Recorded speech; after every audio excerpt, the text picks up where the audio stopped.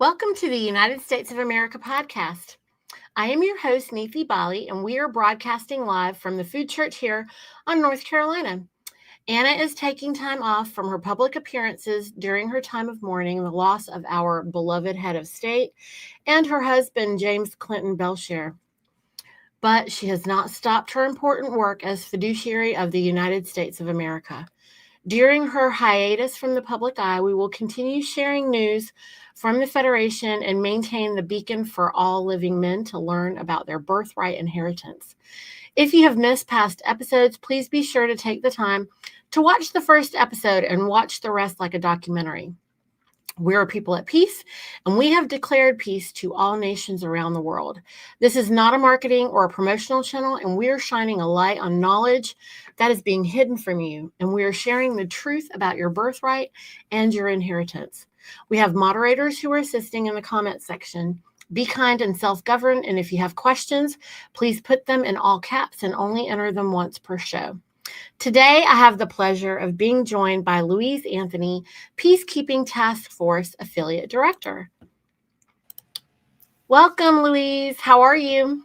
I am well. Thank you, Niti, for having me. I appreciate it. Well, we welcome you, and I'm really excited about getting to know you a little bit better today. I feel like we all kind of watch each other on these international calls, but it's not really quite the same as being able to talk with everybody. So thank you for making time to join me today. No problem. Glad to be here. Well, I tell you what, I had some questions for you, but first I really wanted to know if you would mind sharing with us your journey to come back home to the land and soil and tell us a little bit about where you're from, your family, what was your profession? Well, great. Yeah, sure. So I am from the country. I'm a country girl. Born in Chicago, Illinois, raised in the country there in Pembroke Township, Illinois. And I don't even like to just, when I say how many children I have, people like, you? So I have 10 children. Wow, that's, they used to say you're supposed to go have 10 babies and you're supposed to get 40 acres, have 10 babies and get a mule, right? Like that's, but you know what? That is, I want to applaud you because that is how women avoid cancers, especially breast cancer. They avoid so many health issues. I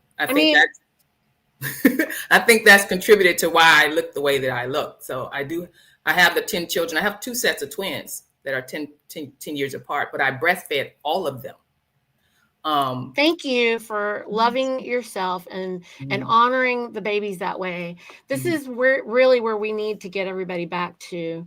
A lot of people thought that women long time ago had all these kids just to work on their land, but that is so far from the truth. And my mom is the baby of 9. And so, all the families were really big, and they should be. We need to get everybody back to that because we are actually at an age right now where we are at, we're going extinct. Living men and women are going extinct because they're trying to act like we're overpopulating this planet, and that is so far from the truth. So thank you. Yeah. Thank you for doing that. And I yield. And we're moving away too. Our families are moving away from the soil and regenerating it and taking care of it. And, moving into the cities, and things are becoming more convenient and for them, for whatever reasons. But I'm from the country, and that's what I like.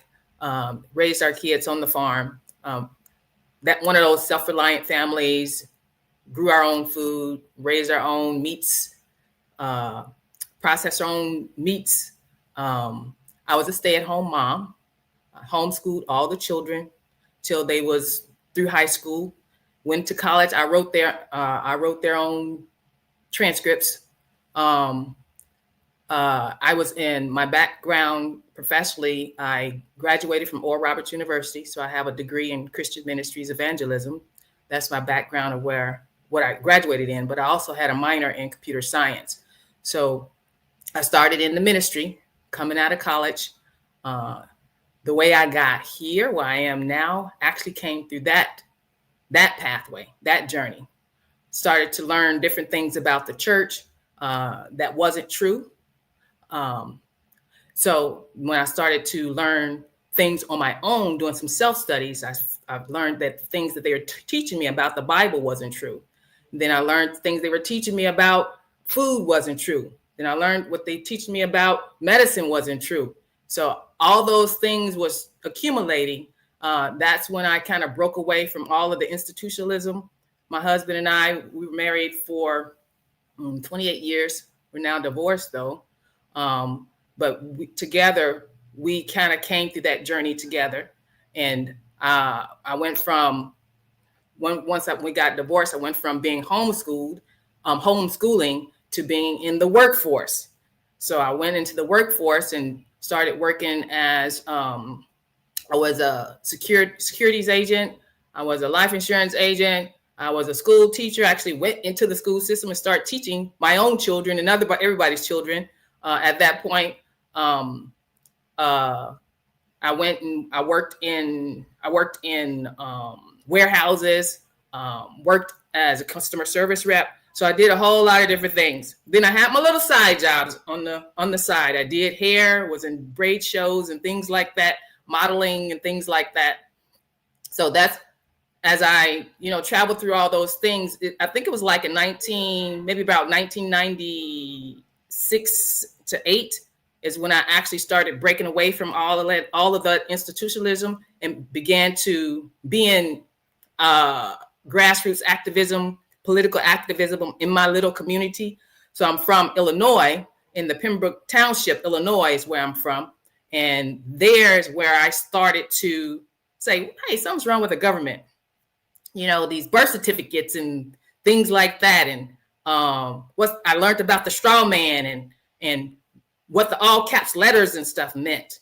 And hey, that why don't we have gold and silver? That's what the Constitution say. And all those questions is when we started questioning all of that back in 1980, 1998 and so forth. That's when I had my first child at home without the birth certificates. Everything was like cut from the institutions, and learning through all that journey is how I kind of winded up here, coming to the American State Nationals and the American government. I did not know back then. I did not know there was 2 corporations we were dealing with.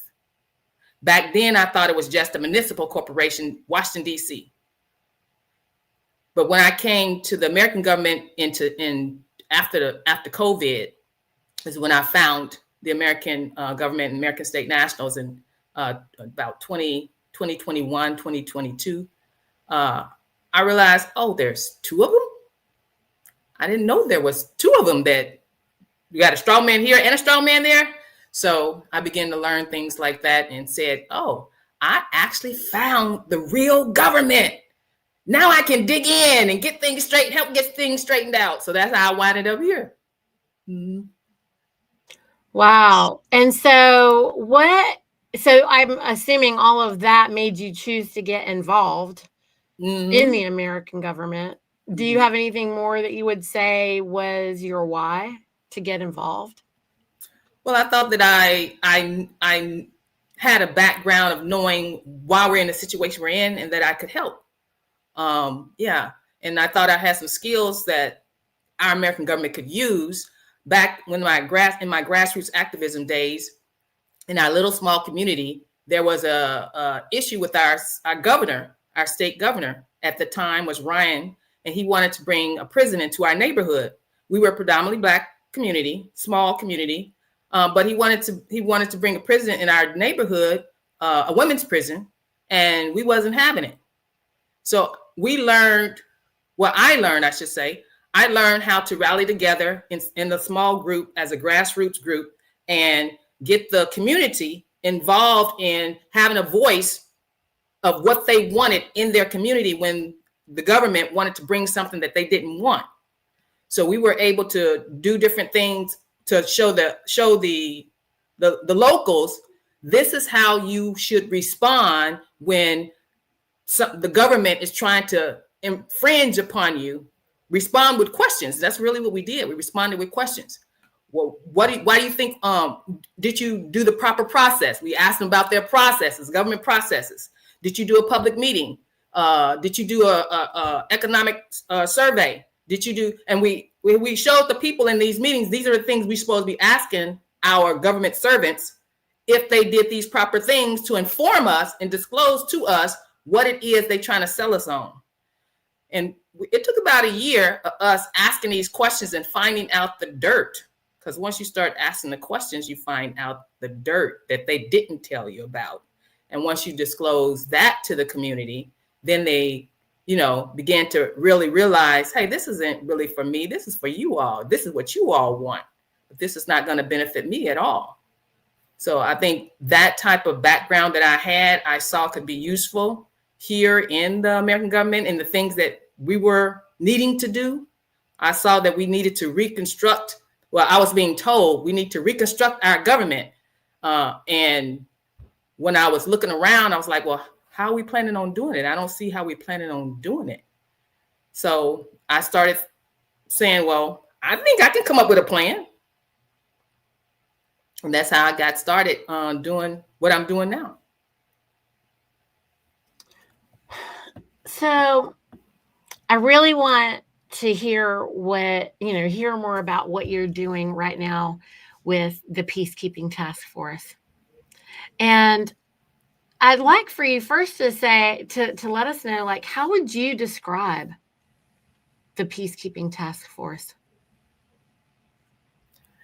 So it's interesting to me when I heard our executive director say, we're not the government. The Peacekeeping Task Force is not the government. We are a government service provider. I was like, oh, okay. So the Peacekeeping Task Force is a government service provider for the assemblies. We were chartered by the Federation Fiduciary Office to do a particular job. So this is how it was described to me when I came on board in like a year ago.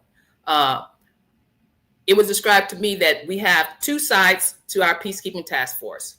One is a company side, one is a management side.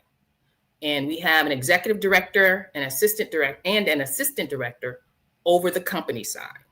Then we have an affiliate director and an executive secretary over the management side. So a year ago, when I started being inspired with these ideas of how we can make up this plan, I started with a postcard campaign that I said, well, hey, this is be strategic. We can systematically do this and get our county assemblies organized. And the International Outreach Think Tank that was, talking about different outreach strategies among themselves and what the assemblies were doing, they asked me to come and introduce to them what this postcard campaign entailed and, how they could implement it, And I came, I told them, they said, oh yeah, we can do this. And then they opened it up to me to think of more ideas. So as I was thinking of all these ideas, I came up with this inspiration of one particular idea where I said to the International Outreach Think Tank, I don't think we have the capacity, or we don't have the knowledge, we don't have the authority to do this idea. And the idea was, I said, we need to have our sheriffs go to every county and have them raise our peace flag on all those government buildings and to erect the billboard in their courtyard that says, correct your political status. And we need to tell them we're about to transfer power over from the territorial United States government back into the hands of the people, the American government. I don't think we can do that, though. I don't know who can do that. So Tammy on International Outreach Think Tank said, you need to talk to the Peacekeeping Task Force. Try to get a hold of Joe and set up a meeting with him. So that's how I just started to try to contact Joe. I didn't know who Joe was. I just tried to contact Joe and tell him the idea I had and see if they could do that idea. Now, mind you, this project has about 6 different phases at this point. But this one phase, I know we couldn't do it. So when I sat down to talk to Joe, that's when Joe began to tell me company side, management side. And then he was like, when I started to tell him what I was envisioning for the peacekeeping task force to help us do with this project, he says, yeah, I already know. Him and Kathy basically telling me, well, we watched your video, so we already know what the project is, and it's a great project, and it's a grandiose project, far advanced beyond what we've seen here so far. And he's saying, you know, we here at the peacekeeping task force is he then explains it's Kathy and it's me, and I'm waiting to see who else is it, because this what I just explained to you, we're gonna need some people. And as he was talking about what they do, I was like waiting for them to say, we're going to take this on and we have these many people, but he didn't say that. And so he started to say, well, what me and Kathy do is we are responsible for the global outreach across the globe. And he started telling me about the legacy fund that's going to be set aside for those people who volunteer to help the American government in this way. And then he started talking about, well, this management side. He says, the outreach that you're thinking about, he says, it's far beyond what he's basically saying it's far beyond what we're really able to do. And I'm like, oh, they're about to, they don't have enough people. But he says, but what we would like for you to do, is we want you to take your vision and to develop it so that it could be a model for all the land and soil jurisdictions across the globe, but no pressure. And I'm like, okay, yeah, I can do that. So the peacekeeping task force tasked me with that particular role, and that's what I do here as the affiliate director. I am that PR person. He calls me the public relations person, that I go out and design the strategies for our people to interface with their people, meaning the American government to interface with the public, the American government to interface with our subcontractors, which is the United States government. So that's what I do on the peacekeeping task force, while Joe is running the show behind the scenes, because there's so many different things that have to be put into place on his end. When the peacekeeping task force was envisioned to be that emergency responder group, that one that's going to be prepared to protect the people when an emergency comes up, from floods and tornadoes and somebody like more of a crossover militia. Yeah. Because our militias would need a bridge. Yeah, his part was he was coordinating all of those bridges, officers who need to come together when something like that happens. So he was doing, that's part of our service too. And I think when I came on board, everybody thought of the peacekeeping task force as the bridging. So they didn't really see where I fit. I mean, Anna didn't even see really where I fit. Joe saw it from the beginning. Yeah. Joe and Kathy saw it from the beginning where this outreach actually fits into our American government's reconstruction effort. Right. Well, I mean, I don't know how you could function the PKTF without what you're doing, because people do have to have, every government service provider has to have an administrative or an outreach or a customer service, if you will, aspect to it. So, okay.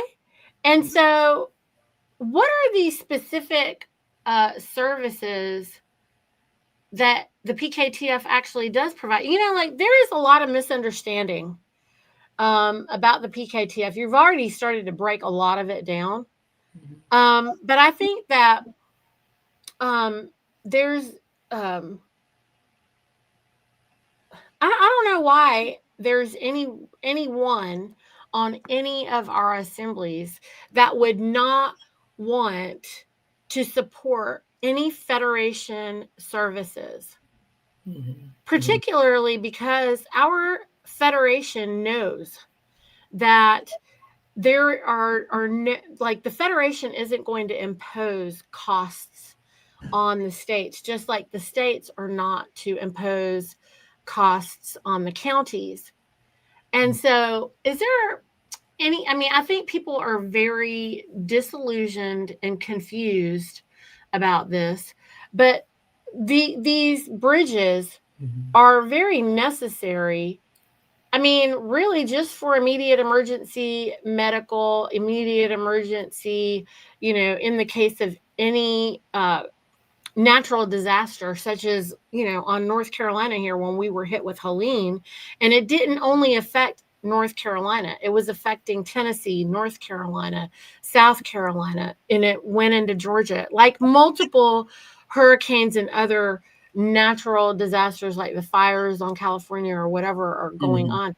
And it makes no sense for us to be raising our American, our like actual factual American government, reconstructing it, and not realizing and considering that our nation states have to have a way to work together.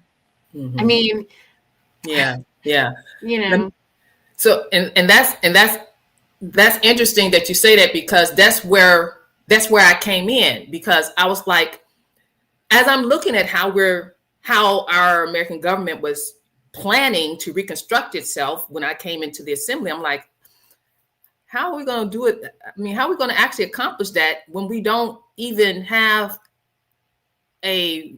we're not even recognized anywhere? They don't even know we exist.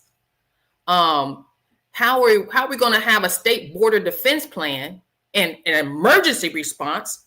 Emergency has to be like immediate, right? So emergency happens right here on this soil right now. How are you as the peacekeeping task force over here going to get emergency supplies over there without having already a chain of connection to that one there on that soil right there in that town? So I'm thinking, and how I'm developing my my project is put these connections together. We have to, okay, you got your state assemblies and we're focusing on the state assemblies, but your emergency is going to happen down there in that town. So you got to have the state assembly assembled, you got to have the county assembled, and you got to have that town assembled. I didn't see that connection being developed. And that's where I came in. I'm like, well, we have to focus more on county and town than we are doing now in order for us to even get our job done. So that's how I came in on that part with emergencies. Yes, that's what you envision the PKTF to do, but there are so many things that go on to make that happen. And I started just strategizing on how to make that happen.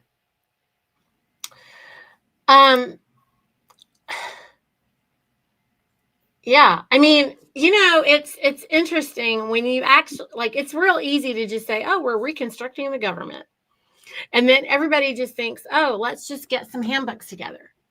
Well, who's going to do the work? And this is like the corporate mind, the way the corporate minded people, I mean, they probably wouldn't do it any other way. But you have 10 babies. And I'm working with farmers. Anybody who's got their hands tied to the soil and tied to our life-giving force and the living babies and stuff, we know that you can sit around and do whatever you want on paper all day long. A business owner knows. Like, as a business owner, I know you don't write the SOPs before you get going. You write the SOPs as you get going or after you have made it successful. You can't really do that on the way to that. I mean, I know the universities want you to have a business plan, and look, the university is less than the universal knowledge. Mm-hmm. The way things work in truth and fact is you have to be able to do the thing. And as you begin to do the thing, you start going, oh, wait, if I'm going to, I don't know, make an omelet, I might not realize that I need the right kind of pan and the right kind of whatever and get the eggs and all the parts and pieces that I want until I get in the kitchen and I look and see what is in the fridge and just see what I have around me Mm-hmm. and start putting it together. Or put a shopping list together and gather the materials. But you have to actually start to do the thing to actually know what it is that you're going to do. And then once you get that going, now you can say, okay, this is how we like it. We should write down what we did if you want to make a recipe card Mm-hmm. or, whatever. But you don't, you can't just write the recipe sometimes until you've tested it. That's why we have test kitchens. And Mm-hmm. I always bring everything back to food since I'm working with the farmers and working with food production. But I mean, is it true or false what I'm saying? Like, No, until that's true. I you mean, you know, don't know. And when I asked Anna, our fiduciary, can I start organizing the county assemblies and get the United States, which is our government proper, the right, United States reconstructed? the And she Union said, States, yeah, I mean, yeah, the Union States, yes, DBA, the United States. yes, Uh, she said, sure. She said, we haven't focused on it yet. And so we don't really, you won't really know all the questions to ask. She said, but as you go up, but as you get going on it, you will begin to know the questions that you need to ask. And I'm like, right. yeah, I know I don't know the questions. So I'm going to be coming back and asking you, these questions so we can get it right. That's But as right. we go along, we come up with the questions and we can change. We can change. And what works for you may not work for this other person. We can test. Which one split test? That one work for you? Let's try it over here. Will it work over here? Okay. Right. So that type of thing, yeah, you have to start doing it to see what needs to get done and how it needs to get done and what works and what doesn't work. And you brought up the other question. We got all this work to do. Who's going to do it? So that's another place where I fit in. I'm like, the assemblies, the state assemblies are suffering for bodies to do the work. Everybody's wearing 3, 4, 5 hats, and I'm like, we're not going to get there if we don't have the people. How are we trying to get the people? So where's the outreach? Mm-hmm. While we're focusing on trying to seat our assemblies, You where mean are the stand them? people? Yeah. You While know? we're trying to stand them up, then yeah, where are the people? And how are we going to attract the people on the way to bringing everything else into fruition when everything is still being built? Because Mhm. these people don't comprehend how to build something. They don't know what is required to build it. They want to just wait for somebody else to build it, show them that it can be done, and then they want to be a part of it because they're like, well, you got an entire world full of people who are corporate minded, there is everything going against men becoming free. Mm, The mhm, mission is to free the people from bondage. mhm, The mission needs to be focused on that at all times. mhm, And if you want to look, you raised up 10 babies. When you were raising them up, right? mhm, Then there's all these times that they push back on mama. mhm, Mom, when am I going to be able to do blah, blah, blah? I want to do it. I want to do it. No, I want to do it, right? And everybody wants to do it. Okay. And then what's the job of mom? Just love them, just pour your, love over them and You want them to be confident. You want them to show you they can be confident. You want them to try. You know that they're going to climb that tree. They're going to fall. They're going to get hurt. It's not going to work. Mm-hmm. And the tree's going to be like, try again. Mm-hmm. Same thing for in the kitchen if they're trying to make their breakfast or anything that anybody's trying to do. Even when they just try to start to stand to walk, Mm-hmm. but they're going to walk. It's not that they're not going to walk. It's just that, how long is it going to take before they can do it? When are they going to get the, muscle built up? When are they going to, actually, because they're Learning. building muscles. They're Mm-hmm. going through all these different motions. Well, Mm-hmm. so are we. Mm-hmm. We have never seen this in practice. We're creating something that we haven't seen in practice in a world when everyone thinks that they're supposed to be able to have, like the instructions, how to put this, how to assemble this thing, Mm-hmm. Mm-hmm. and that's the joke. The joke is where everybody's like, well, Anna, where's the manual? Well, you can't really know how to put it together till you start trying to put it together. And then you go, oh, okay. Well, we also need this. And this is the same thing that happens when you're building a business.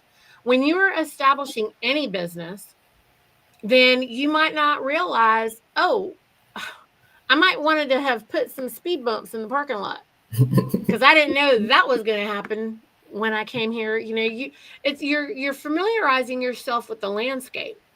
Mm-hmm. And so, yeah, we're doing that, right?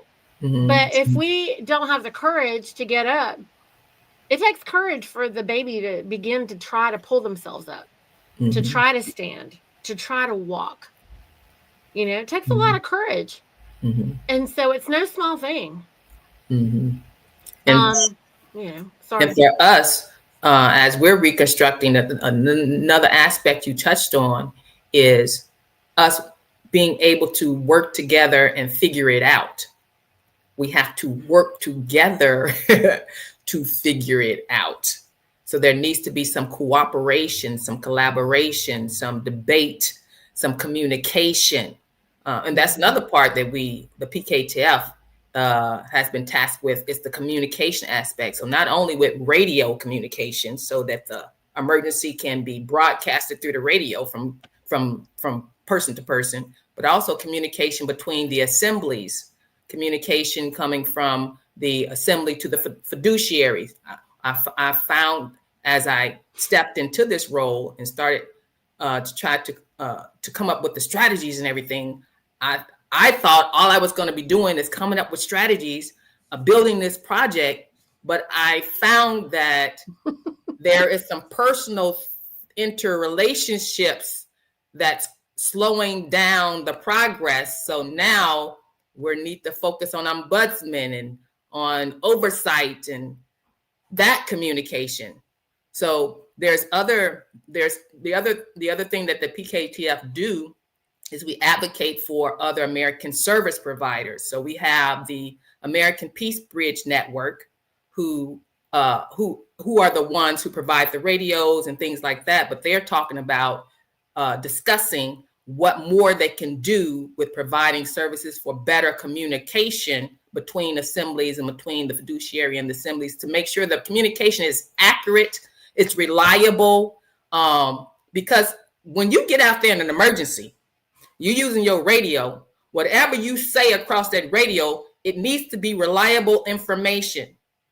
And we found that the information that's going even from person to person, from fiduciary to assembly, is not reliable information. So we need to get that right, especially when an emergency comes.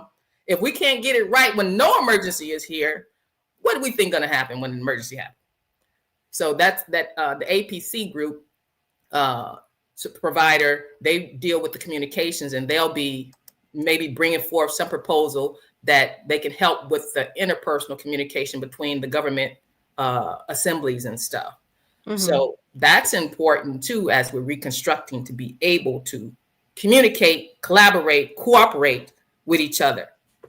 This is all brand new for people who have been operating in a society based on lies and immorality, because that is what political correctness is. When you have a society that is politically correct, they are professional liars. And they don't know it, they don't know that is what has happened to them. Listen, everyone was deceived, so it isn't anyone's fault. There's nobody to blame about this. Like, we just need to realize that this is a situation and parent ourselves out of it. Like, we can't blame our mamas and daddies and teachers and whomever. We just need to go, oh, I never thought about that, right? If we know that the corporatocracy isn't supposed to be the government, and they usurped us and they tricked everyone, and then they have an entire generation that doesn't remember what it was like before, then there's no one to blame for any of this. But now that we know the truth and we have the evidence, right? And for you to say, okay, they're saying that they don't recognize us. Well, we have to let them know who we are. Yeah. That requires an education. It requires courage to speak the truth in front of all the folks that are going to, they're going to hate you, because as far as they're concerned, you're trying to take over. They think that you're coming and it's going to be a war. And it's really confusing when you're not actually coming to war with them, but you're saying, actually, we've been paying you. We're paying you. And, the people need to think about, like, what kind of employer do you want to be? These are the type of conversations that we've been having on our assembly that people need to have, is like, what kind of employer do you want to be? And, that means also with the peacekeeping task force, and I just, I'm really excited, and we should all be supportive of the work that you guys are attempting to coordinate, because everyone has a reason to push back at you. And also, we shouldn't. Well, let me explain another aspect that you just brought up, of where, how I'm assessing things. So our de facto counterparts here, our subcontractors, going to think we're coming at them and, waging a war. We're trying to tell you we pay your check, and we're the ones that supposed to be calling the shots. Remember, let me take you back to when this really happened. So we have that aspect that we're dealing with. But where I came in here is, I don't think we realize that we have this other aspect to deal with, where the common, regular Joe Blow guy gonna also think you're trying to take over my government, and they're going to push back. They're going to wonder who you say you are, especially the Patriot group. Okay, we got Trump. He's godsend. What do you mean you trying to take over the government, and you saying you're the government?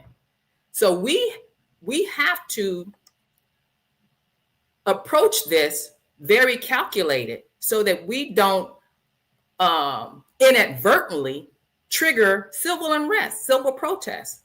That's something we have to, I'm looking at the landscape and trying to figure out, how do we maneuver this so that when we show up in these communities, we can gain their trust. We can educate them. You said trigger. These are important. That is a professional psychological term. And it's true. It's important, Louise, because you have an entire society that, they're right now, being programmed psychologically, professional, like mind control through the television. Okay. They are being programmed to, rise against the sovereign citizen movement. I mean, sovereign is all of a sudden a really bad word. And these folks don't have any comprehension of the fact that they are slaves.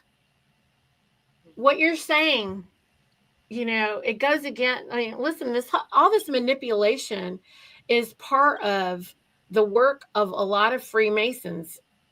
And I know that I just really triggered a lot of people. Because that is a hornet's nest. Because, maybe we should be referring to, I don't know, the dark Masons versus the light Masons, because there's an entire group of people that are like, all we do is raise money for hospitals and we just are protecting people, but they don't really comprehend,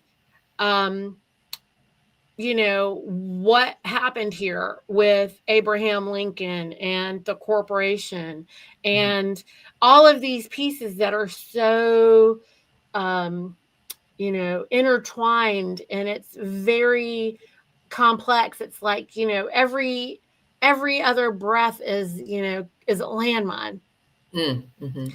And what I'm seeing in the chat, Louise, I just want to say, like Healing Desert Flower, why are people thinking we are taking over? Correct. This is what we have to have the conversation about. How are we trying to communicate this? That right there. It is all in how we communicate. It's like, so the analogy I like to make as what my role is when I took on this, when I took on this task, this is the analogy I think of what I'm trying to do here. I'm the one who's been given the task to introduce this long lost birth dad to this adult child who didn't even know he had one. Yeah. And this birth dad, I have to get you prepared to meet him. So American State Assemblies, I need to get you prepared to meet the American public and to meet the global stage, to take the stage as the American government they didn't know exists. Now, you've been gone 160 years, okay? So I've got to prep you what to wear. And this is all me giving you my advice, because no American State Assembly has to listen to a word I'm saying, because that's your prerogative. But this is what I've been tasked with, so this is what I'm offering you. Don't wear that shirt. I would say don't wear that shirt. Cut your hair, shave something, when you start talking, say these words. Start off with this conversation. Don't give excuses. Just say you sorry, right? I'm coaching him on how to communicate this. This is what has happened to me. This is why I've been gone, So that's what my task is in my whole project that I'm developing is the peacekeepers. There's a way they're going to have to communicate. The assemblies, there's a way they're going to have to communicate to the regular public. So yes, it's going to be in how we communicate this. We have to communicate the truth. We have to be firm and let them know that we are capable of accepting the responsibility of being that father. We have the knowledge. We know what went wrong and we know how to fix it. We have to gain that trust from them that we're not going to leave them again. That's that's the analogy. Because I'm a mother. So that's the analogy that I use to try to convey what my role is and how I view this task. It's how we have to view this. It's the reason why Anna, Grana, is communicating with us this way. It is, these are all important, yes, if the mission has to be clear. And that's the reason why I'm trying to bring forward, everybody feels like the mission is to reconstruct this government. And there are so many people out there going, you just trying to reconstruct and make something that we already don't want. And this is important for we have to have these hard conversations within our community. And, a lot of folks just don't want to have that, but it is very, very important to know that, yes, we do have to have this conversation in this way. And we aren't leaving anybody out. It's the reason why, our American tradition is to operate in a family style. And that's the reason why Anna says that she's Grana. And it's the reason the way that she conducts her training meeting and everything is family style. And if people aren't doing that on their assemblies, which they're the ones that are having problems aren't doing that. They're trying to run it as okay, they think they're in charge, but we about to be in charge. This isn't a shifting of power. We're not changing the presidential administration. That's not what's going on here. And the peacekeeping task force is something that James came up with. I think it was his idea, wasn't it? Yeah, that's to what resurrect I it. heard. Yeah. And so the idea was and is, from the way I've heard it, and you can please correct me if this is wrong, but if we are all, the men and women, living together in peace, and we're operating in land law, it's two rules. There's just two laws, okay? It is to do no harm and to love your brother as you love yourself. That's it. And so that means that you operate in honor. And, it's all based in the 10 commandments. And, a lot of people have a problem with maybe the first 4 commandments. So skip those. Just go to the ones that get to the point that say, thou shalt not kill, thou shalt not covet. You're not supposed to steal property. You're not supposed to bear false witness. Just the standard of ethical, moral standard is what we're trying to get to when we say based off the 10 Commandments. It's not Right. Not that we're trying to promote Christianity, because the 10 Commandments really predates Christianity. It came from somewhere else, the Sumerian text. So it is the standard of relationship with each other. How do civilized people respect each other? Be civilized. Do we want to be so civilized? Maybe we don't want to be so civilized. But even if you want to operate, in just the most natural way, there is an order. Nature operates in an order. And if you immerse yourself in nature, if we take you and drop you out in the middle of nowhere right now, you're going to find your order real quick. You are, for all those people who think, well, plants are eating other people. Yeah, why don't you go lay down in the garden and spend the night out there and see who's eating what? See what's eating you. See what's not eating you, okay? Because nature has this all figured out. And when you immerse yourself back into nature and nature's law, then you are going to have to humble yourself real fast. Begin to respect life for what life is and what life possesses. Because we're not going to be able to cheat the natural process. It's going to happen, and we're subjected to it. So when you brought up James and his vision for the peacekeeping task force, this is what I understand about what the vision is, and that the fiduciary kind of explained to the directorate, the PKTF directorate, in one of our business meetings. She was describing that back in 1863, after the mercenary conflict that, quote unquote, we call the American Civil War, if the peacekeeping task force was created then and active then, that's what that is what was needed. So our task today in 20th century was to do the job that was supposed to have happened in 1863. So that's what we have. That's what the Peacekeeping Task Force is tasked to do. Which is a big task. Keep communication lines open. But hey, we're in the information age. And so now it's so much easier for you guys to be able to try to create that. And, identifying the landscape, laying out, okay, how what's the best way for us to communicate over, about all of these things is fantastic. People are making some really good comments here. Like people have to understand the rationale behind what we're doing and be able to connect the dots. Absolutely. It's really, really hard to get them to sit still long enough to comprehend the usurpation.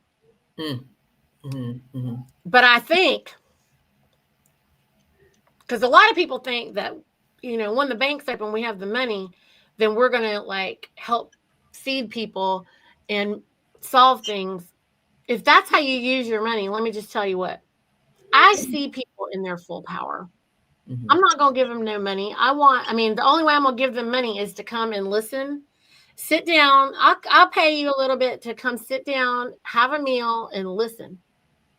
Because if that's the only way we can get you to sit down and listen for a minute, then we need you to listen to how you can have your own money, how you can have your own inheritance. I don't need to be the purse strings for you. I need you to have your own purse strings and do your own piece. But before I just hand that over to you, I need you to know, if you use this to go drink and drive and kill somebody, you're going to get hung. Because that's new rules. Yep, that's new rules. New rules. It's new rules, old rules. It's actually the oldest rules. New rules. But for all these folks right now, it's new rules. They need to know land law is draconian. And with all the freedom and the purse strings comes great responsibility. Yeah. And you brought up that word usurpation. Yes. Understanding what that usurpation that happened. So as I'm coming into the assemblies and trying to figure out, how we're going to get there, where's the plan? And I'm hearing, the state assemblies are working on getting the seatmen, and I'm hearing that we have to seat the state first, assembly first, because we're the protectors to keep out the foreigners from picking off the county assemblies. That's how our government was structured. It was isolationism theory, so that's why we have the soil jurisdiction separated from the international jurisdiction where the state of the union is. And I'm like, okay, I understand that, but do we realize that? Am I having a connection issue, or can you hear me? Uh-oh. For the county going in circles. Can you hear me now? It stopped going in circles. Okay. I thought I was trying to figure out if it was me or you. Okay. Yeah, you broke out, and so. So can you hear me now? Yes. Okay, so I was explaining that as I'm looking at the landscape, trying to figure out how we're going to get there. We're talking about the Reconstruction and the isolationism theory that our founders was implementing, where they separated the counties' soil jurisdiction from the land international state jurisdiction. They did that so that the counties would be protected behind the state, so that it wouldn't get picked off by the foreigners. And as I'm listening to that, we're focusing on seating and standing our state assembly for that purpose. But I'm saying to myself, don't we realize the foreigners already picked off the counties? We have we have that United States territorial and municipal subcontractor, foreign subcontractors already did the block grants. They already took over the state funds, and they're already servicing our towns and cities and villages already. They already took over the counties. So we need to figure out how that happened so that we could undo that and prevent that next time, because erecting the state assembly now with the same premise is not going to prevent it from happening, because it's happening now. So well, it happened because because the states were usurped, but they couldn't have done it without usurping the states, Louise. mm-hmm. So let's not get too confused about that. Mm-hmm. The only way that happened is because the states broke quorum and Abraham Lincoln incorporated everything. And because of the Pony Express, there was not clear communication. And let's face it and be honest, anybody who was trying to send a message could easily kill anybody who was sending a message they didn't want to have sent, mm-hmm. and change the message. That's why they come up with the, don't shoot the messenger. It's like, but they had the ability at that time to really compartmentalize and when mom and dad have a fight, the kids rarely know what the fight was about. Mm-hmm. And if they weren't in the room, they weren't in the meeting, then mom and dad could tell everybody anything they want. And that's what they did. Mm-hmm. That was a protective measure. That was a protective measure for the kids. Mm-hmm.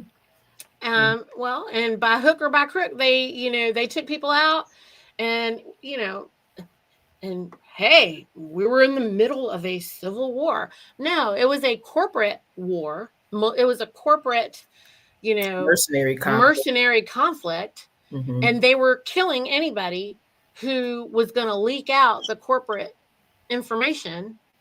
Mm-hmm. And so let's just start with that truth, mm-hmm. which is the truth. Like, let's start with that hard conversation that happened. Well, I don't know that it's very different right now. Mm-hmm. When people are coming home right now, and we're bringing everybody home, including, anybody who works for any of these people, everybody who has all their different belief systems from all the different places, and some people are coming back everybody's coming home for a different reason, different whys. Mm-hmm. So, we know a lot of them are very heavily focused on worshiping money. Mm-hmm. Because they don't know how to operate outside of that. Mm-hmm. We're in a catch-22, I think, with the money element. And I say catch-22 is because we can't stand up as the American government without getting the money, the money situation in order. We have to get the goal back to have standing to be sovereign. We have to talk about correcting the economics of the country. So we're in a catch-22 where we have to talk about it. It has to be corrected. And it's part of what makes us a sovereign people, So Anna knew that, which is the reason she and James worked on building the banks first. And when it was going to be closer and closer and close enough and closest, then they called the states into session. They didn't do that before that. Mm-hmm. They knew that until you're financially sovereign, you're not sovereign. Mm-hmm. And especially around the whole earth, there are some areas where the history is so convoluted, or, so many other pressure points, and the mercenary pressure is so great, like on Africa and other areas of the world. And so, why do you think that they focused on getting the banks up first? Mm-hmm. And Everybody keeps wanting a banking update. Just by the way, if we had a banking update, you would have known that first. And everybody's waiting to be able to get these banks launched. It is not being held back from anyone. Anna's waiting on the bank too. It's not that Anna doesn't know when the banks can open. It is there's so many parts and pieces that are required for it to go live. And we need to be educated before all that happens. Mm-hmm. The bank was one of the pivotal points that made me actually join the state assemblies, because back in the day, 20 or so years ago, when we was talking about straw man and fighting Governor Ryan and all this corporatocracy, as you call it, we knew then that there is no money, so there is no sovereignty. In our little community, we knew that you can't break away from what we know as that corporate United States government without having your own money, because you're still slave to the Federal Reserve note. So now, right, even if you have that, but when we have the gold, and so a lot of the people, that's the reason why these old timers been keeping coin collections, friends. They weren't keeping coin collections because they just collecting coins. I just wanted to interject that, Louise, because a lot, you've been in the country, and I think that you know what I'm talking about. Because people in the country been collecting coins, collecting fuel, collecting arms, collecting ammo, and collecting whiskey, ammo, and arms is money. Also, in addition to all these other parts and pieces, as are seeds and livestock. Yeah. What are those? Oh, the commodities that are being traded on the stock market that nobody wants to give any value to. And where is that? In the country. Where is all the wealth of this nation? In the soil. The wealth of a nation is in the land and the soil. And everything, and all the wealth comes from the land and the soil.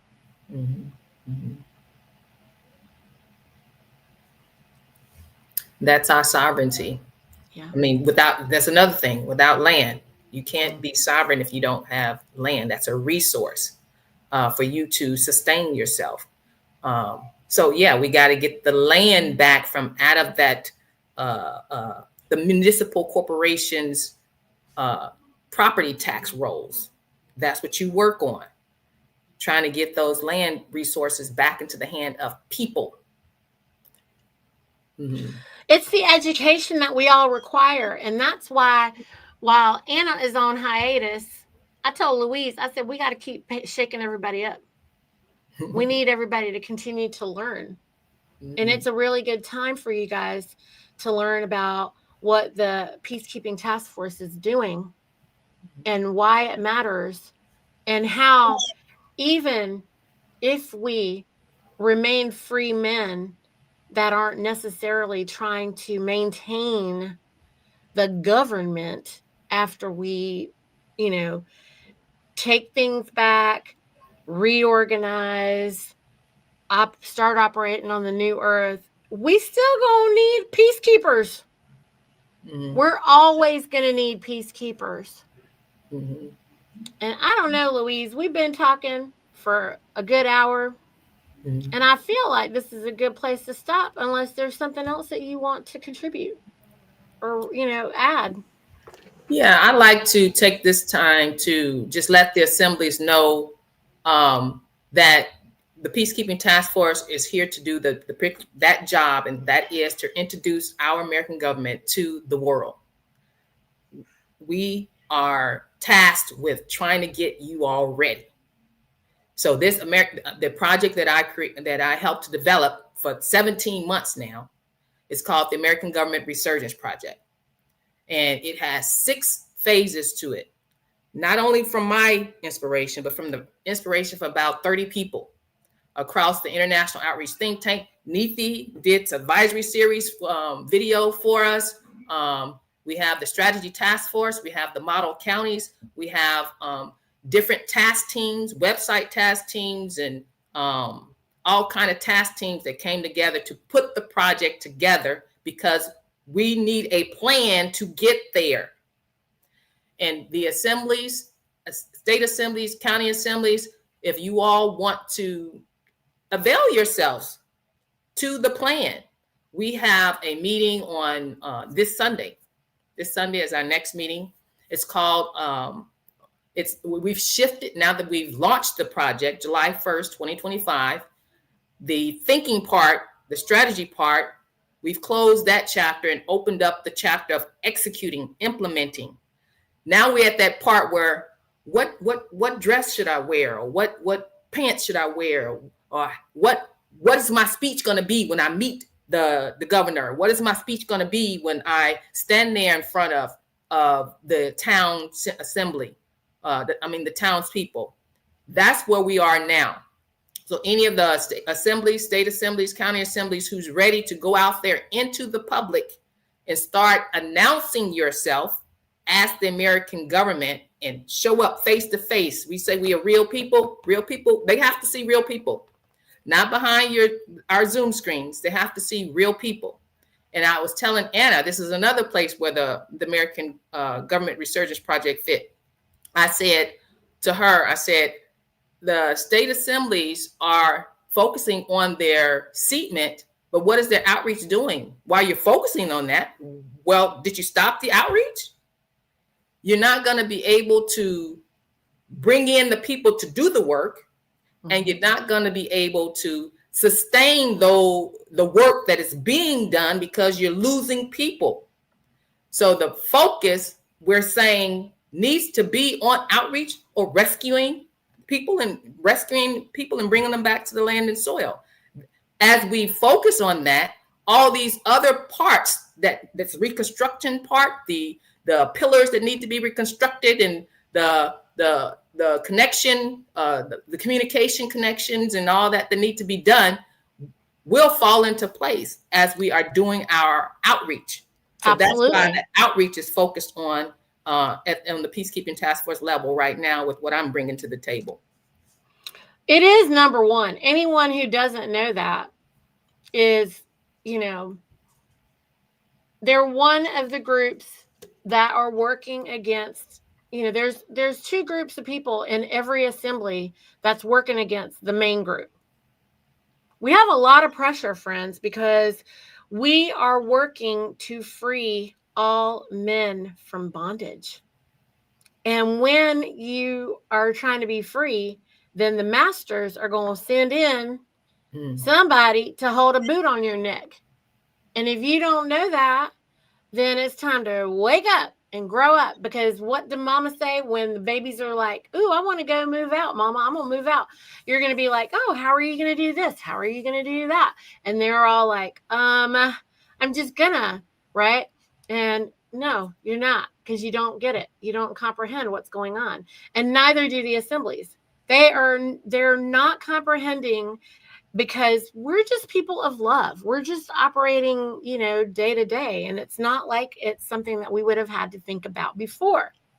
But now, if you're working in this, first of all, you aren't required to work on your assembly or serve your government. But if you are going to serve your government, then you must come in with clean hands, clean heart, open eyes, open mind, and you must be able to recognize that there's 2 groups of people that are going to be working against you the whole time. They're going to be throwing slings and arrows at you within your group while you try to work.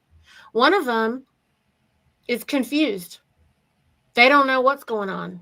They haven't been able to get their land legs, and they're just in a state of confusion.